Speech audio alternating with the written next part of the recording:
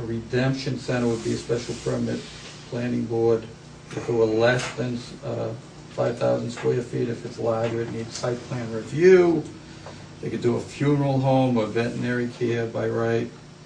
A commercial kennel would be by selectmen, special permit with site plan review. They could do personal services, which is like nails or barber shop, something like that. They could, by right, general services, a studio, a building trade shop by right there. Commercial recreation, selectmen, special permit. Lounge or pub, selectmen, special permit. Commercial and trade school, Okay, I get the point. I get the point. It's still a long way to go. That's all right. That's all right. Okay. A heliport. Okay, I get the point. Heliport, yeah, I'm sure they'd love that. Mr. Chairman, I move the question. Well, I just want to say one thing about the difference in my mind between the Dunkin' Donuts at the intersection of Broadway Road and Jones Ave. Although there are neighbors in that project, and I know you as selectmen were concerned about the neighbors, and that probably drove some of your points of view. I oppose that for safety concerns, just coming out of Jones Ave on a regular basis. And I'm still concerned. Fox Ave, I meant to say. The wrong Sorry, intersection. Thank you very much. And I'm still concerned about that.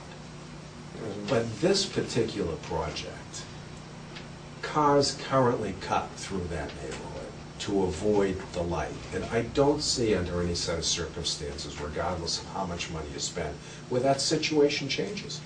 So these poor people, with their children, grandchildren, playing in what is a relatively quiet neighborhood now. I say relatively because some cars do cut through there. Is going to be burdened. I mean, and the quality of life, as Mr. O'Loughlin mentioned, is going to be severely jeopardized. And Agreed. that situation on the Fox Ave and Broadway Road, you didn't have a situation where the cars cut through the neighborhood because there wasn't that type of cookie cutter, old-fashioned neighborhood right there. But that's all I have to say about that. If I could just, not to beat a dead horse here, but I just had to share this with you, that I thought one of the most distressing parts of the, and this was the presentation by the applicant, but they thought this was a selling point, that when you buy the 5 houses and tear them down, and you construct Walgreens, there will be a net gain to the town of Dracut, $30,000 a year in taxes. That's it.